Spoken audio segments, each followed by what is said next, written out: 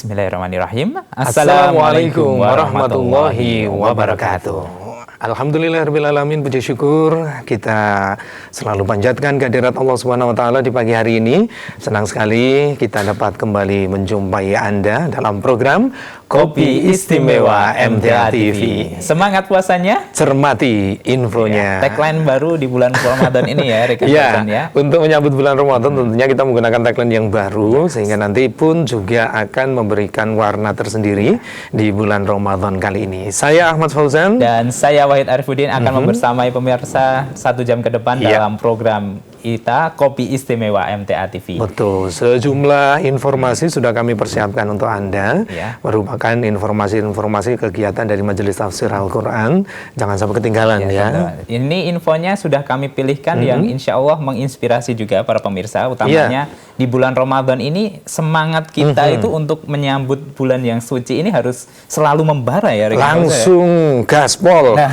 Istilahnya kan sekarang seperti itu ya. Jangan sampai kendor. Jangan sampai kendor dengan alasan berpuasa. Justru dengan berpuasa kita akan semakin lebih produktif untuk mengadakan kegiatan-kegiatan dengan penuh kebaikan begitu ya.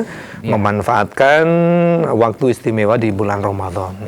Dan untuk mengoptimalkan ibadah kita, Rekan Fauzan, di bulan Ramadan ini, salah satu faktor yang terpenting adalah kesehatan kita, Rekan Fauzan. Itu dia. Rekan Fauzan, hari ini sehat? Sehat hari ini, karena kemarin sempat ambruk. Alhamdulillah, sudah sehat hari ini. Alhamdulillah sudah sehat kembali, bisa menyapa pemirsa yang ada di rumah dengan berbagai aktivitas di kesempatan pagi hari ini. Banyak sekali aktivitas yang dilakukan oleh pemirsa ya. Sambil beraktivitas, sambil menyimak tayangan dari channel terpilih MTA TV. Baik. Rekan Fauzan mengawali bulan Ramadan dengan sedikit sakit nih. Dengan awal yang sakit, tapi setelah diajak nafar, itu dia. Jadi sehat ya. Nah itu dia. Ketika pada awal Ramadan sakit, tapi kabarnya Rekan Fauzan itu malah berangkat nafar. Iya, karena hari Selasa sudah mulai membaik, kemudian hari Rabunya langsung gas kita ketemu sama teman-teman calon nafirin di Semarang. Dan alhamdulillah di cabang mana kemarin? Di Bandungan. Semarang. Alhamdulillah di sana meskipun dingin tapi ternyata nilai kebersamaan bisa memberikan semangat ya. Salah satu bagian dari obat mungkin ya. Bisa jadi. Karena ketemu dengan saudara kita yang lain, dari kemudian dari berbagai daerah dengan berbagai pengalamannya. Wah, luar biasa. Nah, tertarik dengan nafar. Nah, masih ada periode 3. Satu periode lagi, periode 3. Jangan sampai lupa ini, ayo segera dipersiapkan ya. Maksimal hari Sabtu ya nanti untuk pendaftarannya untuk para pemirsa yang belum mendaftar, silahkan jangan sampai ketinggalan untuk mengikuti program nafar yang diselenggarakan Majelis Tafsir Al-Quran. Belum tentu juga nanti di tahun 2024 ada waktu yang sela untuk kita nafar ya. Makanya kita memanfaatkan sebaik-baiknya untuk bisa mengikuti kegiatan nafar Ramadan. Mulai hari Rabu sampai hari Ahad nanti. Sampai hari Ahad. Ya, Rabu pembukaan di Majelis Pusat, Ahadnya kita kembali juga untuk perpulangan di Majelis Pusat juga ya, Rekan Fauzan ya. Baik, selain kegiatan yang diselenggarakan dari Majelis Tafsir Al-Quran di bulan Ramadan ini, masyarakat Indonesia tentu sangat meriah sekali menyambut bulan ini. Betul. Termasuk juga untuk menyambut bulan ini santri-santri, anak-anak kita juga diajak berkegiatan ya, Rekan Fauzan ya. Itu supaya apa? Supaya memang nuansa Ramadan pun juga menyentuh ke anak-anak begitu. Nah, ini ada satu buah informasi untuk anak, memberikan semangat dan keceriaan kepada santri selama bulan Ramadan.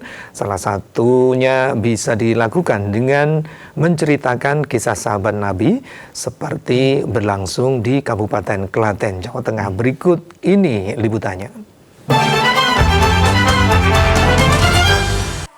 TPQ Rodotul Janah di Kecamatan Delanggu, Kabupaten Klaten menghadirkan Guru Ngaji Berdaya atau GNB dan Persaudaraan Pencerita Muslim Indonesia atau PPMI dalam Safari Ramadan berkisah.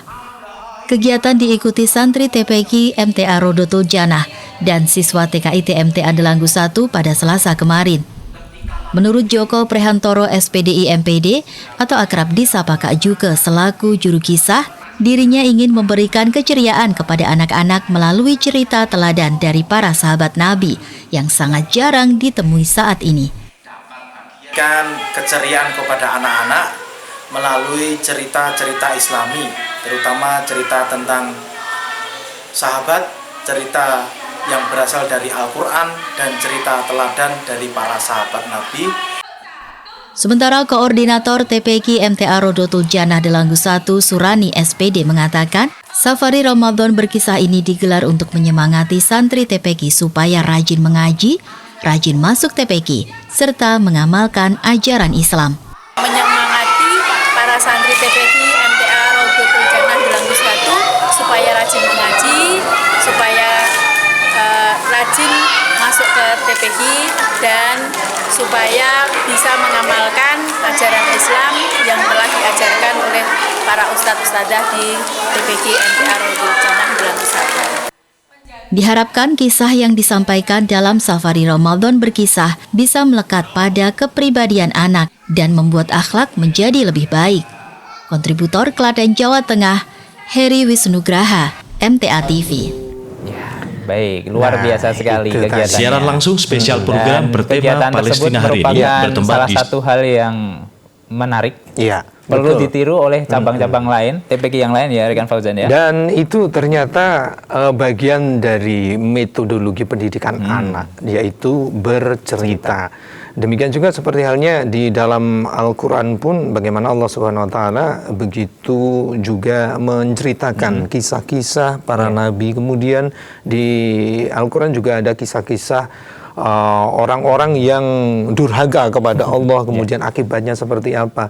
Nah, cerita-cerita seperti itulah merupakan metodologi pendidikan yang sangat efektif bagi anak-anak. Dengan bercerita kan informasinya itu lebih ringan didapatkan ya, dan pembawaannya itu lebih santai. Jadi anak-anak tentu pasti bisa menerima dengan baik. Iya. Lebih nyaman juga. Lebih nyaman. Berbeda dengan kalau kita istilahnya menasihati dengan kalimat yang lurus tanpa cerita itu ya. Anak-anak kan kita harus melakukan pendekatan yang berbeda ya. Iya betul, karena memang metodologi penyampaian dakwah pun juga beraneka ragam. Saat kita bertemu dengan anak-anak muda, remaja misalnya, begitu kita menggunakan bahasa-bahasa ya sesuai dengan kaumnya. Bahasa kekinian. Kekinian misalnya. Kemudian kalau ketemu anak-anak, kita pun juga harus berubah menjadi seorang yang memiliki kemampuan bertutur kisah seperti tadi informasinya. Baik, dalam hal kegiatan di bulan Ramadan di Indonesia ini kan kita bisa bilang sangat nyaman ya Rekan Fauzan. Kita berkegiatan tidak ada yang menghalangi, tidak ada yang mengganggu. Pemerintah pun juga sangat mensupport dengan adanya kegiatan Ramadan ini. Dan tentu ini salah satu bentuk syukur kita yang harus kita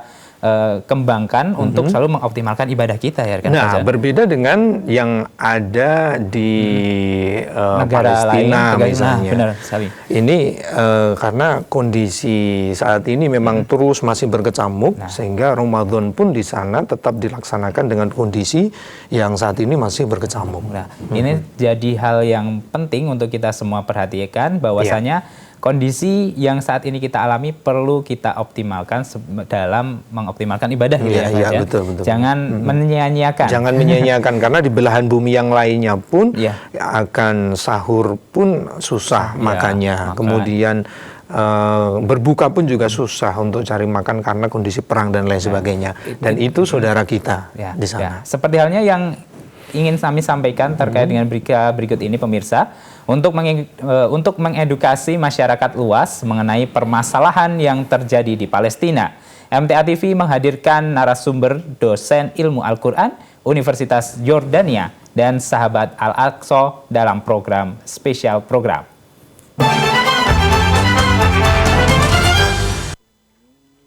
Siaran langsung spesial program bertema Palestina hari ini bertempat di studio MTA TV, disiarkan melalui MTA TV channel terpilih dan 102,2 Persada FM pada Selasa siang. Menurut dosen ilmu Al-Quran Universitas Yordania, Syekh Naim Abdullah, yang disampaikan penerjemah bahasa Ustadz Salman Al-Farisi LC sebagai bentuk kepedulian kepada warga Palestina, yakni dengan mempelajari tentang Baitul Maqdis, baik secara Islam maupun sejarah.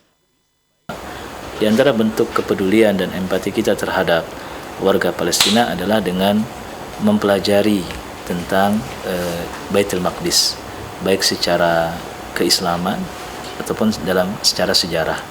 Karena dengan mempelajari tentang sejarah Palestina ataupun sejarah Baitul Maqdis, itu yang akan menumbuhkan rasa cinta, rasa kepedulian dalam diri kita. Ustadz Salman Al-Farisi LC menambahkan peran Sahabat Al-Aqsa yakni memberikan edukasi kepada masyarakat tentang permasalahan Palestina dan Yahudi serta menghimpun dan menyalurkan bantuan bagi warga Palestina. Dari Kota Solo, Jawa Tengah, Galang Al-Bayufri, MTA TV. Ya, itu dia spesial program yang kami hadirkan untuk Anda untuk mengetahui lebih detail ya kondisi di Palestina saat ini. Saat ini dan yang sebenarnya seperti apa. Jadi kita mendatangkan narasumber saudara-saudara kita Imam Masjid Palestina sehingga nanti pemirsa pun akan teredukasi ya, masyarakat luas semakin teredukasi bahwa memang jalinan persahabatan antara Indonesia dan Palestina ini memang sudah terikat kuat dari zaman dahulu sampai hari ini. Baik, membicarakan soal edukasi, ini kan sebenarnya satu proses pendidikan yang cukup lama ya, betul. Kita dari tingkat TK, mungkin PAUD juga, sekarang ada pendidikan anak usia dini, hingga dewasa masih selalu yang namanya belajar dan belajar. Untuk selalu meningkatkan wawasan terkait dengan keilmuan kita, cara pandang kita, mengambil permasalahan itu, solusinya seperti apa, itu kita harus selalu belajar ya, Rekan Fauzan ya. Iya, dan terus juga mengupgrade karena metodologi pendidikan sekarang pun juga akan terus berubah seiring dengan perkembangan zaman begitu. Jadi kalau dulu kita SD kelas 1 sampai 6, kemudian ditambah SMP kelas 1 sampai 3. Kan sekarang namanya juga sudah berubah lagi itu ya. Jadi ada kelas 7, ada kelas 8, ada lanjutan kelas berarti ya, 9 begitu. Dulu masih ada program wajib belajarnya 6 tahun, kemudian meningkat menjadi 9 tahun, 12 tahun gitu ya. Sesuatu yang memang dalam menghadapi permasalahan sekarang itu perlu yang namanya latihan. Nah, latihan itu dimulai dari proses pendidikan dari sekolah formal maupun non formal juga, Rekan Fauzan ya. Formal maupun juga non formal. Ada sebuah informasi ini kami sampaikan untuk Anda terkait dengan dunia pendidikan. Pemirsa, melalui seleksi ketat sebanyak 2043 peserta dinyatakan lolos seleksi nasional berdasarkan prestasi atau SNBK di Universitas 11 Maret Surakarta. SNBP.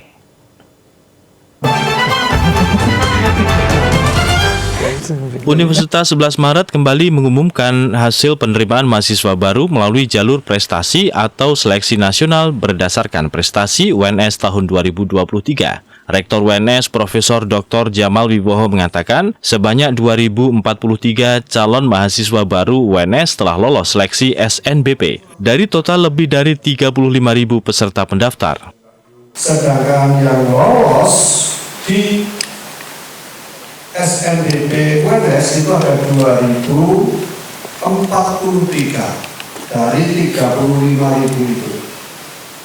Dari 2043 yang KIP kuliah itu 756. Jadi kalau dilihat persentasenya yang ikut KIP kuliah di UNS untuk jalur ini 37%. Pihaknya menambahkan UNS tahun ini akan menerima sebanyak 10.363 mahasiswa baru melalui 3 jalur, yakni jalur prestasi atau SNBP, jalur tes atau SNBT, dan jalur mandiri. Dari Kota Solo, Jawa Tengah, Muhammad Hasan, MTA TV. Ya, itu dia salah satu jenjang pendidikan tingkat perguruan tinggi ya, Rekan Fauzan ya. Banyak sekali metode untuk bisa masuk ke perguruan tinggi. Dan tadi juga sudah disampaikan bukan rekrutmen, membuka seleksi begitu. Seleksi penerimaan mahasiswa baru melalui jalur prestasi. Nah, prestasi ini tentu kan dimulai dari jenjang sebelumnya ya, Rekan Fauzan ya. Di SMA, SMP itu SMK juga itu harus dilatih ya. Kemudian SMA dan SMK nanti sudah membekas untuk akademiknya, selalu bisa mendapatkan prestasi-prestasi, dan tentu prestasi ini tidak harus instan, harus proses juga, dan tidak muluk yang namanya akademis ya, non akademis olahraga itu juga bisa. Kemudian mungkin keterampilan yang lain yang menumbuhkan skill itu juga salah satu bentuk prestasi juga ya, kan Fauzan, dan itu bagian dari apresiasi universitas ya. Di situ membuka kesempatan bagi mereka yang memang memiliki keunggulan-keunggulan di bidang tertentu, kemudian bisa mendaftarkan, lolos seleksi, diterima di perguruan tinggi. Ya, kalau tidak salah di UNS tadi kan informasinya di UNS ya, salah satu jalur masuk itu ada program yang namanya tahfidz rekan Fauzan. Wow, jadi ketika sudah hafal sekian juz atau mungkin sudah 30 juz, itu boleh diterima di Universitas 11 Maret tanpa seleksi. Di fakultas manapun. Iya, nanti tinggal milih sesuai dengan jumlah hafalannya. Kalau 30 mungkin kedokteran insya Allah bisa, kalau tidak salah seperti itu. Ya, semoga peraturannya belum berubah ya.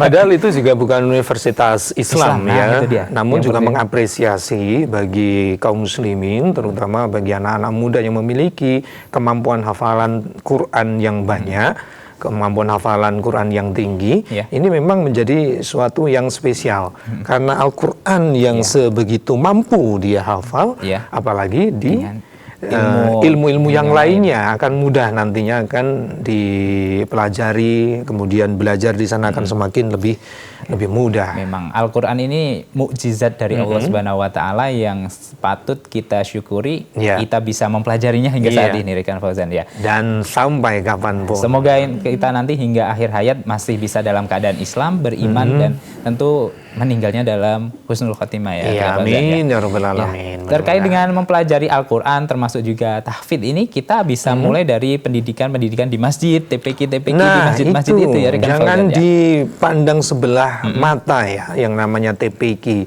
ataupun TPA, karena memang metodologi pendidikan non formal diadakan di masjid-masjid.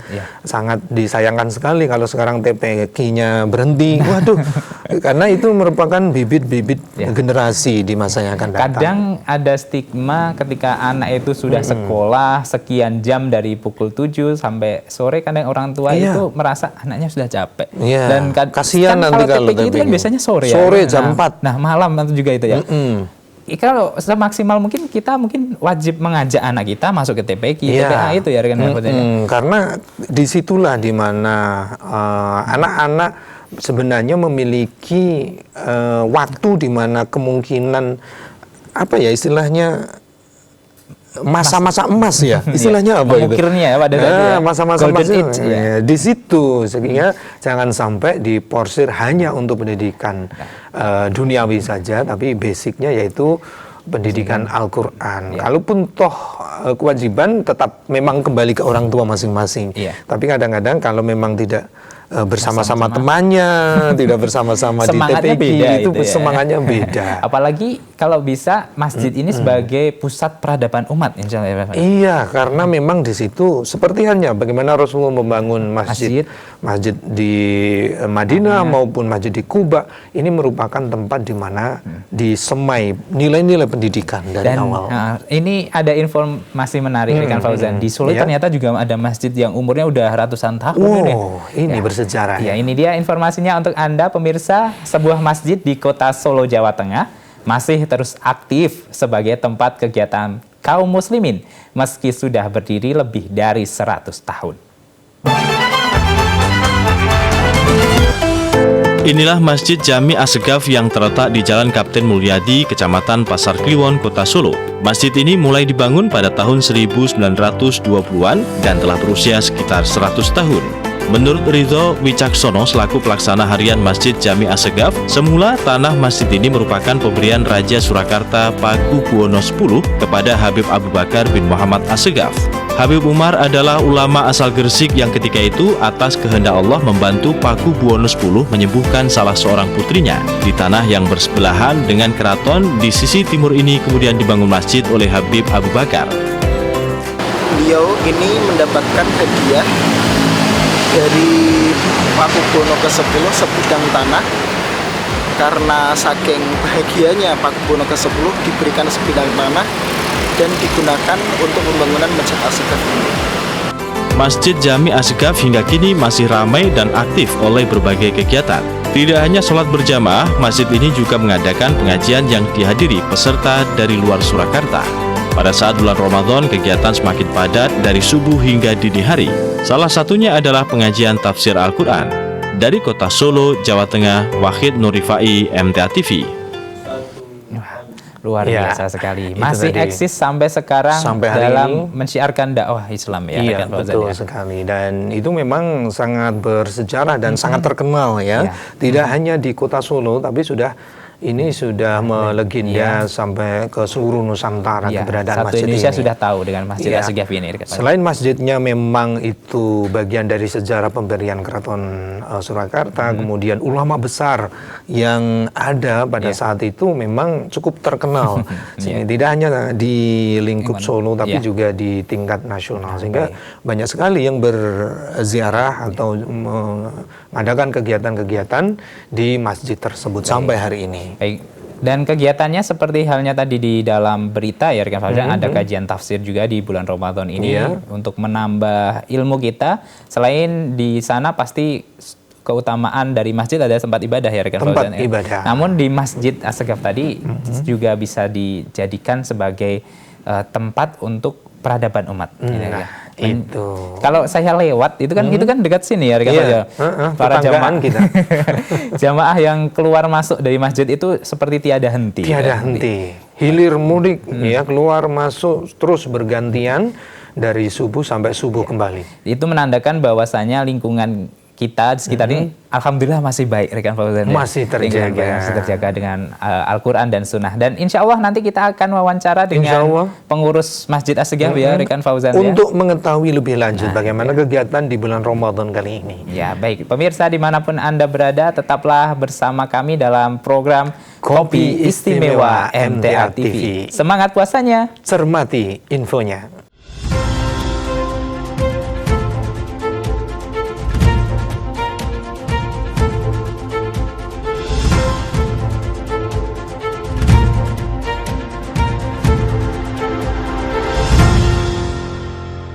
Baik pemirsa MTA TV dimanapun Anda berada, terima kasih Anda masih bersama kami dalam program Kopi Istimewa MTA TV. Semangat puasanya, cermati infonya. Alhamdulillah kita sesi 2 masih bisa membersamai pemirsa ya, rekan Fauzan ya. Dan tentunya kita terus merangkai kata dan kalimat. Ya, harus sembari menahan haus juga ya, rekan Fauzan ya. Iya, puasa harus menahan semuanya. Dan alhamdulillah tadi kita sudah menghadirkan berbagai informasi ya, terutama dengan kegiatan-kegiatan Majelis Tafsir Al-Quran maupun juga kegiatan-kegiatan di luar yang memang di situ ada keterkaitan dengan kegiatan Ramadan karena nuansa hari ini adalah nuansa bulan Ramadan dan tadi kita juga sudah mengulas satu buah masjid yang ada di kota Solo. Masjid Jami As-Saghaf ya. Masjid Jami As-Saghaf. Ya. Dan ini memang masjid yang bersejarah. Kemudian kita akan mengetahui bagaimana kegiatan-kegiatannya. Ya, kita sudah terhubung juga ya rekan Fauzan ya. Langsung kita segera dengan terhubung. tim sekretariat dari Masjid Jami As-Saghaf ada Mas Ridho Wicaksono. Coba kita sapa. Assalamualaikum warahmatullahi wabarakatuh. Waalaikumsalam warahmatullahi wabarakatuh. Kabar sehat hari ini Mas Ridho? Alhamdulillah sehat. Alhamdulillah. Panjenengan berdua sehat. Alhamdulillah sehat. Puasa masih lancar Mas Ridho? Alhamdulillah. Ya ngelak-ngelak lah. Posisi berada di mana sekarang Mas Ridho? Di kantor sekretariat Yayasan Masjid As-Saghaf. Oh iya. Bagaimana kabar pengurus sehat semuanya ya yang ada di Masjid As-Saghaf? Alhamdulillah sehat. Alhamdulillah. Alhamdulillah sehat. Iya. Sahurnya juga masih bisa terlaksana ya, belum terlambat ya. Kalau di masjid tidak, insya Allah ya. Pengurusnya harus on time untuk memberikan peringatan bangun sahur kepada masyarakat ini ya. Baik, Mas Ridho, kami dari MTA TV bisa dijelaskan Mas Ridho terkait dengan keberadaan masjid ini. Sejarahnya seperti apa? Bisa diceritakan? Sejarah Masjid As-Saghaf. Masjid As-Saghaf ini kan dulu itu ada di alamatnya di Jalan Kapten Mulyadi nomor 190 Pasar Kliwon Surakarta. Nah, sejarahnya adalah pendirinya beliau namanya Habib Abu Bakar bin Muhammad As-Saghaf. Beliau ini asli Gresik, ulama asal sana. Kemudian beliau ini berkunjung di kota Solo, di di tempat kerabat beliau. Di saat waktu yang bersamaan itu sekitar tahun 1920-an gitu. Iya. Di saat itu kan belum merdeka. Masih ada pemerintahan Keraton Kasunanan. Di saat itu dirajai oleh beliau Pakubono ke-10 namanya Raden Mas Malikul Kusno. Iya. Di saat itu beliau adalah raja yang konon katanya itu beliau adalah raja yang mencapai puncak keemasan di waktu itu. Kalau kita ngelihat ada pasar gede, ya, kemudian betul. ada buat penyembelihan itu, penyembelihan di desa di mana itu? Penyembelihan itu namanya di daerah sana itu lupa saya. Kemana? Milik keraton juga ya. Dibangun di zaman keraton. Kemudian mana itu stasiun balapan, stasiun balapan. Oh. Termasuk gapura-gapura yang ada di Kota Solo ini kan PB Pink atau PB 10 gitu. Kemudian Tanggul Lama yang ada di mana? Tanggul Lama yang ada di dekat dengan Solo. Artinya beliau ini konsen untuk mengembangkan yang namanya pembangunan fasilitas-fasilitas ya. Fasilitas-fasilitas yang dinikmati oleh masyarakat umum. Ya. Di saat itu beliau ini punya putri yang sakit. Sudah ikhtiar diobatkan ke sana kemari dan ternyata ikhtiarnya ini belum ada hasil. Ya. Kemudian beliau ini memilih ikhtiar yang lain dengan doa. Nah, dengan adanya Habib Abu Bakar bin Muhammad As-Segaf ini datang ke Kota Solo, dicobalah abdi dalam dari sana mendatangkan Habib Abu Bakar ke kerajaan. Kemudian diceritakanlah ini kami punya putri kami itu sakit belum sembuh. Mungkin dengan doa panjenengan yang ijabah oleh Allah Subhanahu wa taala bisa menyembuhkan. Alhamdulillah Habib Abu Bakar niki berdoa, kemudian diijabah oleh Allah Subhanahu wa taala dan alhamdulillah mendapatkan kesembuhan Allah Subhanahu wa taala. Kan raja ini girang seperti itu. Senang gitu ya, putrinya sembuh. Girang, senang. Kemudian diberikan hadiah berupa tanah yang sekarang berdiri Masjid As-Segaf yang bangunan utama itu sampai ke depan gitu. Oh, berarti tanahnya itu dulu pemberian Pakubuwono ya? Iya, Pakubuwono ke-10 di waktu itu yang konsen kepada pembangunan fasilitas umum. Iya. Baik, di tahun 1920-an ya berdirinya masjid tersebut dan hingga sekarang masjid ini sudah berapa kali mengalami renovasi atau masih utuh atau mungkin masih mempertahankan bangunan yang lama ini, Mas? Kalau mempertahankan bangunan yang lama, iya. Selama ini ada dua kali perluasan. Perluasan yang pertama itu yang lantai 2 depan, kencengane depannya bangunan utama yang lama itu sampai ke depan, sampai sebelum menara itu kan ada 2 lantai. Nah, itu bangunan yang kedua. Di perluasan yang kedua di saat tahun itu sepertinya 1970-an di zaman Habib Abdul Qadir bin Abdurrahman As-Segaf. Itu kalau kita dengar Habib Syekh abahnya, bapaknya Habib Syekh yang memprakarsai berdirinya itu depan itu. Kemudian perluasan yang selanjutnya, berarti perluasan yang kedua itu ada di sebelah selatannya lantai 2 bangunan 2 lantai. Berarti yang kalau kita lihat sekarang itu menjadi bangunan untuk putri, kemudian ada kamar mandi basement itu seperti itu. Nah, itu di tahun 2012 oleh Yayasan Masjid As-Segaf. Ya, berarti bangunan utama yang sejak awal berdiri masih ada dan saat ini sudah mengalami 2 kali perluasan itu tadi ya, Mas. 2 kali perluasan. Ya. Baik, ini ngomong-ngomong soal namanya ya, ini kan yang dipilih Masjid As-Segaf ini, Mas. Ada kaitannya dengan pendirinya atau seperti apa ini, Mas? Untuk kaitan dengan pendirinya, sebenarnya masjid ini dulu tidak ada nama khusus, nama yang ada. Dulu namanya Wiropaten. Masjid Wiropaten. Namanya Masjid Wiropaten, belum ada karena ada beberapa ada permasalahan di saat itu, kemudian dinamakan masjid ini Masjid As-Saggaf dan dilegalisasi di saat itu. Jadi sudah dilegalkan, maksudnya itu kan dulu itu belum ada di sertifikat, belum ada di tahun 90-an ke bawah itu. Sekitar itu. Begitu. Kemudian untuk kegiatan-kegiatan terutama untuk Ramadan bisa disampaikan kegiatannya apa saja kalau di sana, Mas? Aku kok nambahin tadi ya, Masjid As-Saggaf, karena As-Saggaf bukan karena eksklusivitas kelompok tertentu ya, tapi untuk menjadikan masjid ini niru salafnya, niru kholaf lah. Enggak salah. Kalau niru pendahulunya yang soleh gitu kan, namanya Habib Rahman As-Saggaf. Beliau kan dikenal orang soleh yang menaati, taat kepada Allah Subhanahu wa taala, kemudian mengikuti sunnah Rasulullah. Diharapkan itu seperti itu Masjid As-Saggaf itu jamaahnya kurang lebih gitu. Baik, lantas untuk kegiatan tadi Mas Ramadan nggih. Iya. Untuk Ramadan sendiri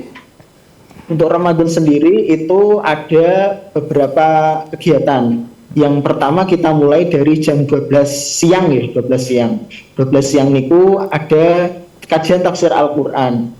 Jam 12.00 sampai 12.45. Kemudian ada di sore hari jam 16.15 itu ada rauhah. Rauhah itu waktu santai untuk mengkaji ilmu, yaitu di saat itu mengkaji kitab Riyadhus Shalihin, kitab hadis Riyadhus Shalihin sampai 16.15 sampai 17.15. Kemudian ada lagi kultum menjelang buka. Kultum menjelang buka ini mendekati 15 menitan lah, mendekati waktu adzan maghrib berbuka, itu kultum menjelang buka diselenggarakan. Ada takjil juga di situ, takjil yang berupa kopi, kurma, kopi khas. Katanya orang-orang media sering meliput itu. Kemudian ada kurma, ada air mineral. Setelah itu, setelah adzan membatalkan dengan menyantap takjil itu, sholat maghrib berjamaah, kemudian buka bersama, dibagikan hidangan buka di saat itu. Ya, berarti selain kegiatan yang banyak, tentu sudah disediakan juga di bulan Ramadan takjilnya dan juga buka puasanya, ya Mas ya. Terus berlanjut lagi jam 20 kan ada taraweh, ada sholat isya sekaligus berlanjut taraweh. Kalau biasanya kan di masjid lain tarawehnya pas adzan isyanya jam 7-an gitu, ini jam 8 gitu. Kemudian ada jam 8 sampai 8 malam sampai setengah 10-an, 23 rakaat, 20 rakaat tarawih, 3 rakaat witir. Kemudian ada jam 10 malam sampai jam 11 malam itu ada nyantri Ramadan, kajian tematik untuk diikuti oleh orang yang peserta yang mendaftar ataupun yang jamaah yang tidak mendaftar bisa. Nanti di saat itu ada testiknya, ada macam-macamnya. Kemudian yang terakhir itu ada sholat lail jam 2 dini hari sampai jam 3 dini hari, seperti itu. Berarti 24 jam ya, hampir penuh untuk kegiatan-kegiatan keumatan begitu ya. Alhamdulillah. Kemudian untuk yang terakhir ini bisa disampaikan kepada masyarakat luas yang saat ini juga sedang menyimak MTA TV, bisa disampaikan tadi memang tidak eksklusif ya untuk hanya jamaah orang-orang Arab saja atau keturunan Arab saja begitu, karena memang ini masjid terbuka untuk masyarakat luas begitu. Apa yang ingin disampaikan dari kepengurusan, dari sekretariat kepada masyarakat luas? Silakan. Yang ingin disampaikan itu ya marilah kalau kita kan tidak mungkin semuanya masing-masing punya tempat tinggal sendiri-sendiri. Marilah kan nggak mungkin semuanya ke Masjid As-Saggaf gitu. Ya marilah kita kan masjid-masjid yang ada di sekitar kita. Nggak begitu ramai kan masjid-masjid di sekitar kita. Kalau nggak mungkin semua disuruh ke Masjid As-Saggaf gitu. Tapi Masjid As-Saggaf ini kan ada kajian, ada macam-macam proses. Mungkin bisa bisa menjadi contoh. Ada kajian yang berkitab seperti itu. Ya, baik. Di tempat lain juga mungkin berkitab gitu, bisa bertema gitu, lebih menarik. Baik. Seperti itu. Baik. Terima kasih Mas Ridho Wicaksono atas informasinya. Sehat selalu dan salam kami untuk teman-teman yang ada di Masjid As-Saghaf.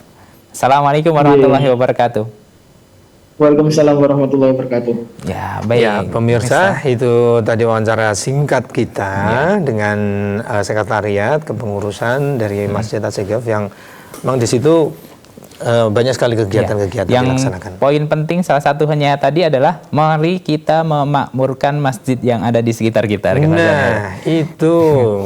Jadi kembali kekuatan umat akan kembali bangkit berawal dari kita bisa menghidupkan masjid-masjid di sekitar kita. Ya, baik. Informasi selanjutnya rekan Fauzan. Kita akan hadirkan informasi berikutnya. Keutamaan menyambut tamu merupakan bagian dari bukti keimanan kepada Allah. Seperti diamalkan MTA Perwakilan Pati Jawa Tengah dalam menjamu para nafirin layaknya keluarga sendiri.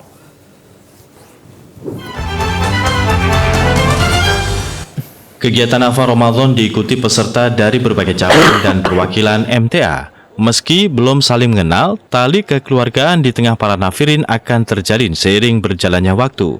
Seperti terlihat di Kabupaten Pati, menganggap dan memperlakukan para nafirin seperti keluarga sendiri. Ahlan wa sahlan, kami menganggap keluarga dan insya Allah akan kami mudahkan dengan sekemampuan kami dan semaksimal kami. Dengan fasilitas yang seadanya, insya Allah akan kami maksimalkan dan akan kami bantu sebagaimana kami membantu keluarga sendiri. Nafar kali ini diikuti peserta dengan berbagai usia, termasuk nafirin tertua berusia 63 tahun, Sunarno. Ia mengatakan kebersamaan ini dapat mewujudkan ukhuwah Islamiyah. Kebersamaan inilah yang bisa mewujudkan ukhuwah Islamiyah, sehingga di MTA itu bisa berkembang karena apa? Mengikuti nidom, melaksanakan nidom. Sementara itu, salah seorang nafirin asal MTA Cabang Suruh 2, Semarang, Ahmad Wanto Amir berharap dengan nafar dapat menambah pengalaman serta ilmu dari para nafirin. Nah, semoga kedepannya juga bisa menambah pengalaman dan menambah ilmu bagi kami nafirin di cabang atau perwakilan Pati ini. Terima kasih. Diharapkan dengan nafar Ramadan di MTA Perwakilan Pati ini dapat menyatukan hati para nafirin sehingga dapat melangkah bersama dalam kebaikan. Kontributor Pati Jawa Tengah Lili Supriyono, MTA TV. Baik. Nah, itu tadi kegiatan nafar di berbagai perwakilan maupun cabang di Majelis Tafsir Al-Quran ya. Ya, baik. Informasi terkait dengan nafar kita lanjutkan ya rekan Fauzan ya. Nafar Ramadan 1444 Hijriah digelar perwakilan dan cabang MTA di berbagai penjuru daerah. Salah satunya di MTA Perwakilan Kuburaya, Kalimantan Barat. Berbagai rangkaian kegiatan nafar dilaksanakan para nafirin di MTA Perwakilan Kuburaya, Kalimantan Barat pada nafar periode 1 yang lalu. Seperti olahraga bersama, tadarus, hingga belajar menyampaikan materi di depan nafirin. Ketua Nafar MTA Perwakilan Kuburaya, Samsi, mengatakan kegiatan nafar di wilayahnya berjalan dengan baik dan dilakukan dengan penuh semangat. Kegiatan nafar pada tahun ini alhamdulillah cukup baik dan kami dari Perwakilan ini melaksanakan sesuai dengan jadwal-jadwal yang ada yang cukup padat ini, namun kami laksanakan dengan penuh semangat. Pihaknya berharap adanya penambahan waktu nafar agar nafirin lebih lama berkegiatan di majelis. Salah seorang peserta nafar berusia 81 tahun, Paimin, mengatakan dengan kegiatan nafar ini dapat memahami pelajaran yang belum ia ketahui dan dapat mengikuti ajaran agama yang benar.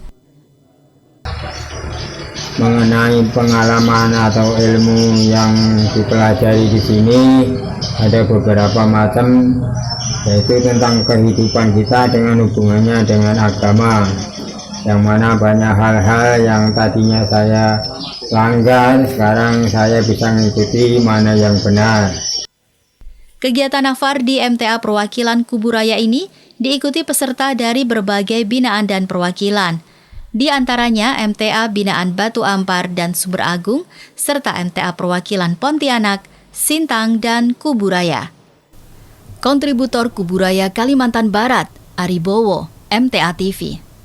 Nah, kegiatan nafarnya bagus sekali rekan Fauzan ya. Ternyata nafar tidak hanya dilaksanakan di Pulau Jawa saja, tapi juga di luar Pulau Jawa tetap melaksanakan kegiatan yang serupa. Bahkan kita yang di Jawa ini boleh nafar juga ke luar daerah ini rekan Fauzan ya. Ke Papua mungkin barangkali rekan Fauzan. Suatu saat ya kita bisa ke Ternate, Tidore. Ya, untuk melihat kondisi masyarakat di sana, meningkatkan rasa kekeluargaan kita juga, rekan Fauzan ya. Pada asal keluarga kita itu bukan hanya yang ada di sekitar kita, Solo Raya, jadi sudah tersebar dari Aceh hingga Papua, saudara kita sudah banyak di sana. Berarti kita harus persiapan uang saku yang cukup ya. Itu juga perlu dihitungkan dari sekarang ya. Iyalah, 1 tahun yang akan datang 2024 nanti sekaligus kita bisa nafar di Merauke. Nah, itu dia. Saudara-saudara kita saja yang dari sana ke sini dengan usaha yang luar biasa, rekan Fauzan.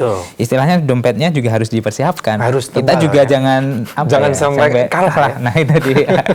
Baik. Insya Allah, siapa tahu ya kita punya niatan dulu di tahun ini. Amin. Ke depan bisa ke sana, kemudian mengetahui kondisi. Tentunya akan nuansa pasti akan berbeda nanti di sana. Ya. Baik, kita akan hadirkan kembali informasi selanjutnya. Berbagai kegiatan dilakukan masyarakat sambil menunggu waktu berbuka puasa, salah satunya dengan menjelajah tempat bersejarah, mempelajari jejak perkembangan Islam di Kota Solo. Masjid Agung Kota Surakarta dan kawasan Kauman Kecamatan Pasar Kliwon menjadi lokasi pilihan kegiatan jalan-jalan sejarah Islam atau walking tour di bulan Ramadan pada Sabtu 25 Maret lalu. Kegiatan ini digelar oleh komunitas Surakarta Walking Tour yang mengajak peserta menjelajahi sejarah perkembangan Islam di kawasan Keraton Kasunanan Surakarta, khususnya di Kampung Kauman. Jadi kita sudah melakukan eksplorasi terkait dengan Masjid Agung sendiri. Jadi kita jelaskan beberapa sejarahnya, juga beberapa ikon-ikon dari Masjid Agung Surakarta. Kemudian kita bersama teman-teman berkunjung menelusuri kampung-kampung yang ada di Kampung Kauman. Selama bulan Ramadan, kegiatan jalan-jalan sejarah dilakukan setiap Sabtu dan Ahad mulai pukul 15.30 waktu Indonesia Barat dengan tema dan rute yang berbeda-beda. Dari Kota Solo, Jawa Tengah, Wahid Nurifai, MTA TV. Nah, itu dia. Daripada berkegiatan yang kurang baik, ngabuburitnya bisa dengan cara berkeliling Kota Solo sembari mendapatkan cerita-cerita yang inspiratif. Tentunya cerita bagaimana perjalanan Islam di Kota Solo ini. Di Kota Solo. Ternyata ada erat kaitannya bagaimana perkembangan dakwah di Kota Solo terkait dengan sejarah-sejarah berdirinya beberapa peninggalan, baik itu peninggalan keraton dan lain sebagainya. Ya, ini semakin menambah khasanah keilmuan kita. Baik, rekan Fauzan, tidak terasa sudah hampir 1 jam kita bersama dalam acara Kopi Istimewa MTA TV ini ya. Insya Allah kita akan lanjutkan kembali di hari Kamis yang akan datang. Baik, akhirnya saya Wahid Arifuddin dan saya Ahmad Fauzan segera undur diri. Sampai jumpa di Kamis yang akan datang. Billahi taufiq wal hidayah. Wassalamualaikum warahmatullahi wabarakatuh.